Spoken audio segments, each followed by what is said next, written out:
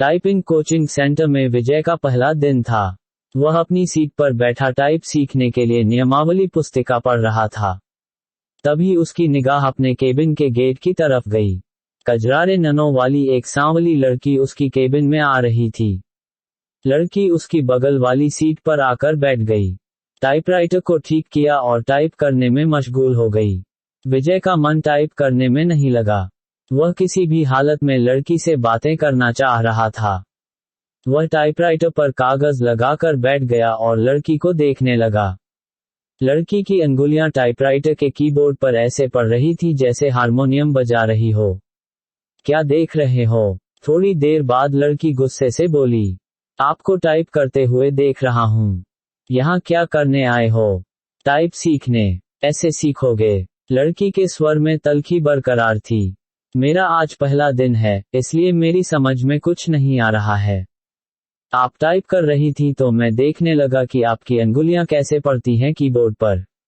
आपको टाइप करते देखकर लगा मैं भी सीख जाऊंगा।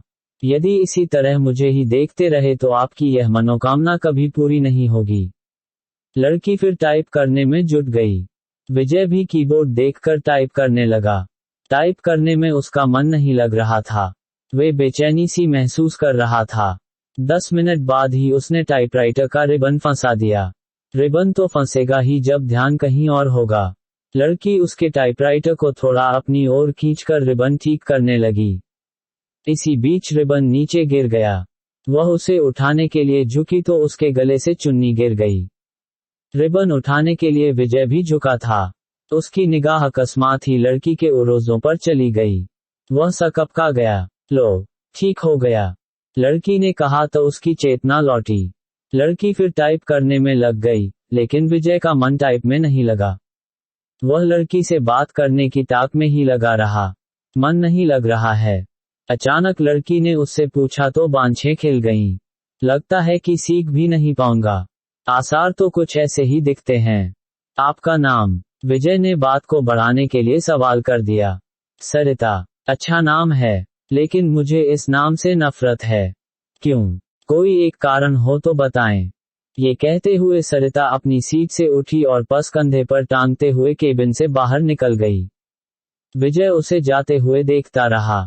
उसके जाने के बाद उसने टाइपराइटर पर डाली। टाइपराइटर उसे उदास लगा और दुनिया बदल गई। इसी दिन से विजय हवा में उड़ने लगा। रातों को छत पर घूमने लगा, तारे गिनता और उनसे बातें करता।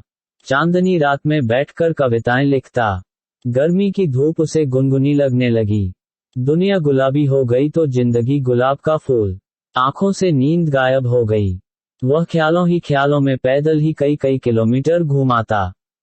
अपनी इस स्थिति के बारे में उसने अपने एक दोस्त को बताया तो उसने कहा, गुरु तुम्हें प्यार हो गया है। दोस्त की बात सुनकर उसे अच्छा लगा। अगले दिन विजय ने सरिता से कहा कि आप पर एक कविता लिखी है, चाहता हूं कि आप इसे पढ़ें।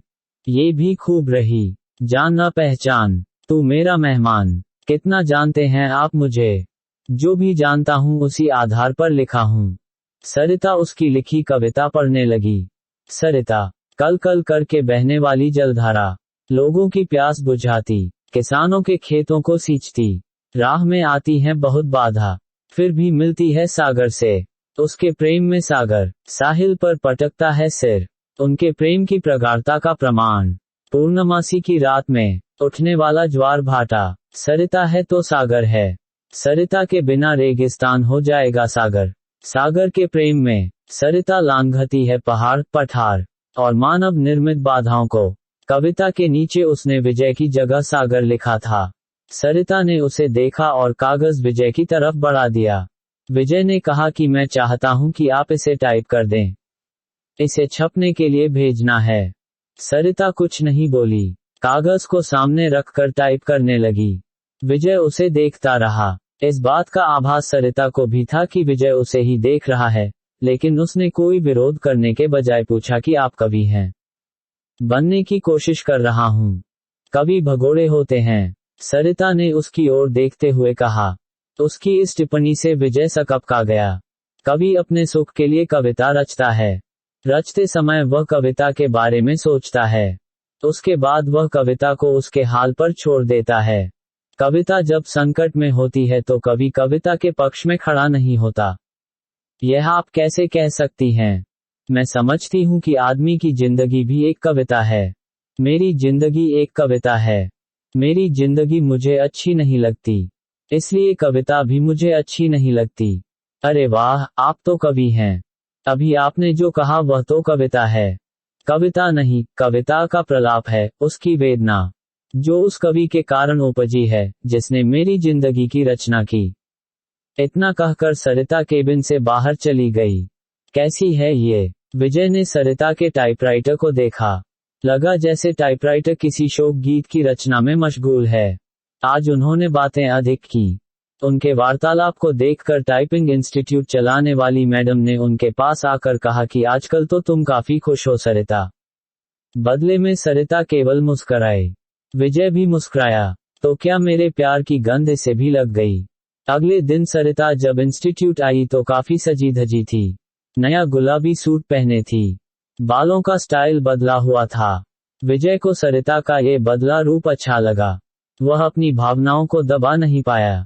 बोला, काफी सुंदर लग रही हो। जवाब में जब सरिता ने मुस्कुराते हुए थैंक यू का फूल जब उसकी तरफ फेंका तो उसकी इच्छा हुई कि वह खड़ा होकर नाचने लगे और जोर जोर से चिल्लाए कि उसे प्यार हो गया है। आदमी जब निराश होता है या फिर लक्ष्य के प्रति उसकी स्थितियां साफ नहीं होती हैं तो वह धर्म और ज्योतिषी की शरण में चला जाता है। विजय की भी हालत कुछ ऐसी ही थी। वह सरिता को चाहने लगा था, लेकिन सरिता भी उसे चाहती है ये स्पष्ट नहीं था। वह अपनी बेरोजगारी से भी परेशान था। घर वाले शादी के लिए अलग से दबाव डाल रहे थे, लिहाजा एक दिन वह ज्योतिषी के पास चला गया। नौकरी पाने के लिए वह ज्योतिषी से नुस्खे पूछता रहता है। उसने सोचा कि प्रेम पाने के लिए भी ग्रह नक्षत्रों की चाल जान ली जाए। नौकरी के लिए तो ज्योतिषी कभी कहता है कि आपकी कुंडली में कालसर्प दोष है, जो आपके शुभ कार्यों में बाधक है। इसकी शांति के लिए घर में मोर पंख रखें और प्रतिदिन उसे 2-3 बार अपने शरीर पर घुमाएं। सोमवार के दिन चांदी से बना सर्प का जोड़ा शिवलिंग पर चढ़ाएं। नित्य श्री गणेश जी की उपासना करें। धैर्यपूर्वक ऐसा करने पर ही रोजगार प्राप्ति की संभावना बनेगी। विजय ने अभी तक उसके बताए हर नुस्खे को आजमाया, लेकिन आज तक कोई संभावना नहीं बनी। शिकायत करने पर वह कह देता है कि आप पर भाग्येश शुक्र की महादशा चल रही है। शुक्र के बलवर्धन के लिए शुक्रवार के दिन 5.5 रत्ती का ओपल चांदी में जड़वाकर दाहिनी मध्यमा में धारण करें। पंडित जी, मेरी कुंडली में प्रेम है कि नहीं? है ना? बहुत है। कुंडली पर सरसरी नजर डालते हुए ज्योतिषी ने कहा, प्रेम विवाह का योग है, लेकिन कुछ बाधाएं हैं। प्रेम विवाह में क्या लफड़ा है? आप पर शुक्र की महादशा चल रही है, जो अशुभ फलप्रद है। गोचर में भी आपकी राशि पर शनि की 7.5 चल रही है। शनि शांति के लिए प्रत्येक शनिवार कुत्तों को सरसों के तेल से बना मीठा पराठा खिलाएं। ग्रह शांति के उपरांत ही प्रेम में सफलता की संभावना बन सकती है। सब ढकोसला है। इतने दिनों से आप एक नौकरी के लिए मुझसे क्या क्या नहीं करवाते रहे। मिली नौकरी, साला चपरासी भी कोई रखने को तैयार नहीं। भन्नाया हुआ विजय ज्योतिषी के कमरे से निकल गया। घर पहुंचते ही मम्मी कहने लगी, तुम्हारे पिता ने लड़की पसंद कर ली है। उनके दोस्त की बेटी है, बीए करके नौकरी कर रही है। तो मैं क्या करूं? शादी कर लो। बिना नौकरी मिले यह नहीं हो पाएगा। फिर तो पूरी जिंदगी कुंवारे ही रह जाओगे। बीवी की कमाई खाने से तो कुंवारा रहना ही अच्छा है। कहते हुए विजय अपने कमरे में चला गया। जिंदगी आसान नहीं। एक सप्ताह तक सरिता टाइपिंग स्कूल नहीं आई। विजय रोज आता रहा और निराश होकर वापस घर जाता रहा। 8वें दिन सरिता के आते ही वह पूछा बैठा कि एक सप्ताह आई नहीं। जिंदगी में बहुत दिक्कतें हैं, कहते हुए सरिता अपनी सीट पर बैठ गई। क्या हो गया? मेरी बहन जो बीए कर रही है किसी लड़के के साथ चली गई। दोनों बिना शादी के ही एक साथ रह रहे हैं। ऐसा क्यों किया? उसका कहना है कि यदि वह ऐसा न करती तो उसकी शादी ही नहीं हो पाती। मतलब, हमारे घर के आर्थिक हालात। इतना कहकर सरिता चुप हो गई। मुझे नहीं लगता कि आपकी बहन ने गलत किया है। आज की युवा पीढ़ी विद्रोही हो गई है। वह परंपराओं को तोड़कर नई नैतिकता गढ़ रही है। समय के साथ सब ठीक हो जाएगा। पर माँ तो नहीं समझती। हाँ, उनके लिए समझना थोड़ा मुश्किल है, लेकिन आजकल सब चलता है। हमारा समाज बदल रहा है। बिना शादी के एक साथ रहना पश्चिमी परंपरा है, लेकिन अब ऐसा हमारे यहाँ भी होने लगा है। हाँ, बैठकर सपनों के राजकुमार का इंतजार करने से तो बेहतर ही है न कि जो हाथ थाम ले उसके साथ चल दिया जाए। चाहे 4 दिन ही सही, जिंदगी में बहार तो आ जाएगी। विजय को लगा कि कह दे कि फिर तुम मेरे साथ क्यों नहीं चलती। हम शादी कर लेते हैं, पर वह कह नहीं पाया। जानते हो, मेरी एक बहन 12वीं में पढ़ रही है। उसका भी एक लड़के से प्रेम चल रहा है। वे दोनों एक दूसरे से शादी करने को तैयार हैं। अगले साल बालिग होते ही शादी कर लेंगे। विजय के मन में आया कि कह दे कि अच्छा ही है।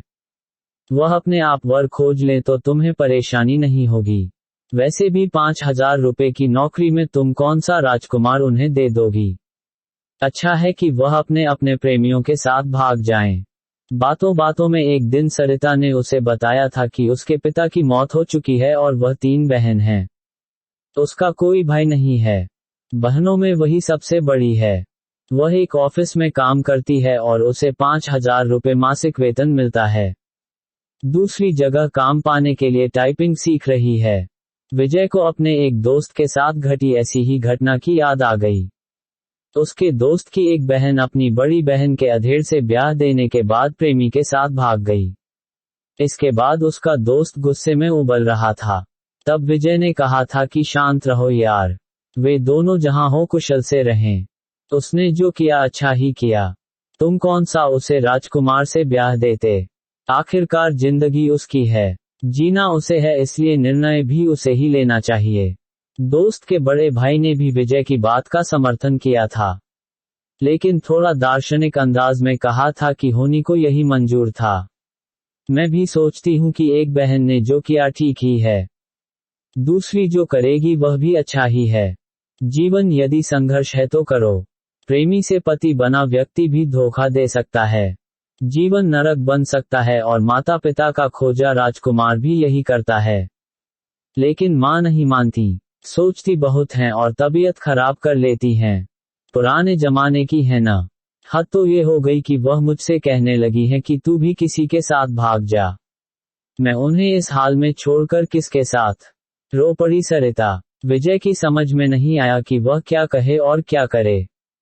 स्थिति को सरिता समझ गई तो खुद पर काबू किया और फिर से टाइप करने लगी। 10 मिनट बाद सरिता उठी और बिना बोले ही चली गई। विजय की इच्छा हुई कि वह उसके पीछे पीछे चला जाए, लेकिन वह बैठा रहा और उसे जाते देखता रहा। मूसलाधारिश में बिजली का गिरना। आसमान में काले बादल घिर आए थे। इस कारण परिवेश में अंधेरा पसर गया था। रह रहकर आसमान में बिजली चमकती और बादल गरजते। ऐसे मौसम में भी विजय टाइपिंग स्कूल जाने के लिए तैयार था। वह सरिता से मिलना चाहता था। जब वह घर से निकला तो बूंदाबांदी शुरू हो चुकी थी। फिर भी वह तेज कदमों से टाइपिंग स्कूल की तरफ बढ़ने लगा। कुछ ही दूर गया होगा कि बारिश तेज हो गई। सड़क पर चल रहे लोग भागकर किसी छांव में खड़े हो गए, पर वह अपनी मस्ती में भीगता हुआ चलता रहा। इंस्टीट्यूट पहुंचकर उसे पता चला कि सरिता नहीं आई है। इतनी बारिश में आने की क्या जरूरत थी। मैडम ने विजय से कहा, आप नहीं समझेंगी। सब समझती हूँ, लेकिन अब सरिता यहाँ कभी नहीं आएगी। क्यों? आपको कैसे पता? उसका फोन आया था। उसने कहा कि यदि आप आओ तो बता दूं। वह कभी नहीं आएगी। विजय की आवाज किसी कुएं में से आती लगी। विजय टाइपिंग स्कूल से बाहर आया। बाहर मूसलाधार बारिश हो रही थी। जैसे ही उसने नीचे की ओर कदम रखा, जोर से बिजली चमकी और बादल गरजने लगा। विजय संज्ञा शून्य सा भीगता हुआ घर की तरफ चल पड़ा। उसने सोचा कि वह सरिता के घर जाएगा, लेकिन उसके घर का पता तो मैडम दे सकती हैं।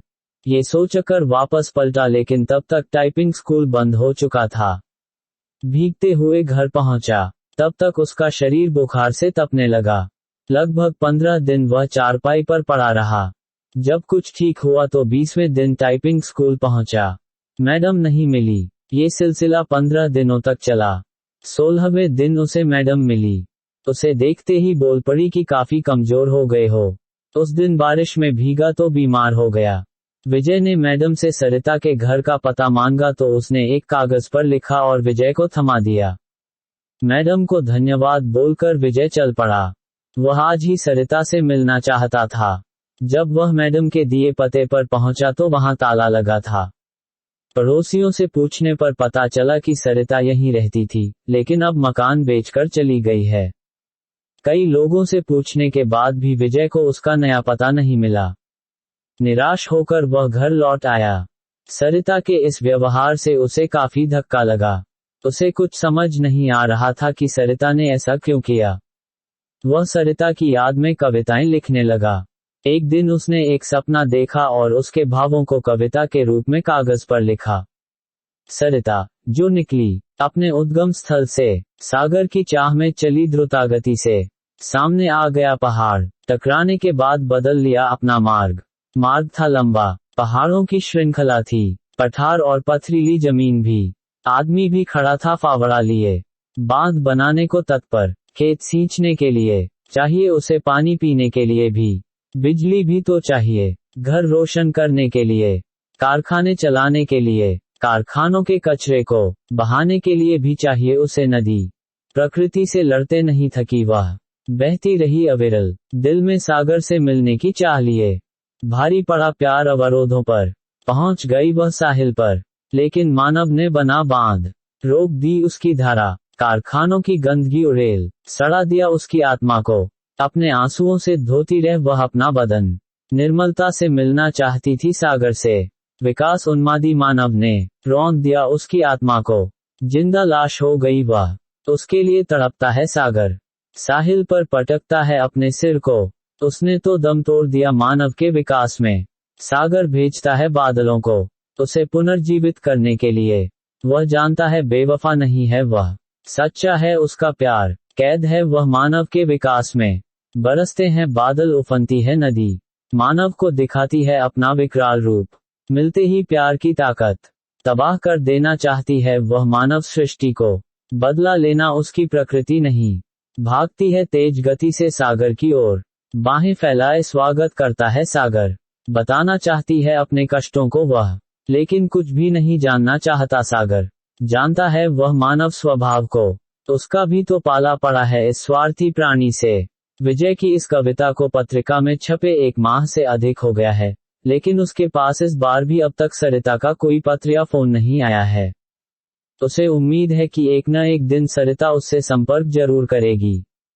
जब से वह कविता प्रकाशित हुई है तब से वह फोन की प्रत्येक घंटी पर चौंक जाता है। यही नहीं, हर रोज पोस्टमैन का बेसब्री से इंतजार करता है, और जब उसके आने का समय खत्म हो जाता है तो वह उदासी के समुद्र में डूब जाता है।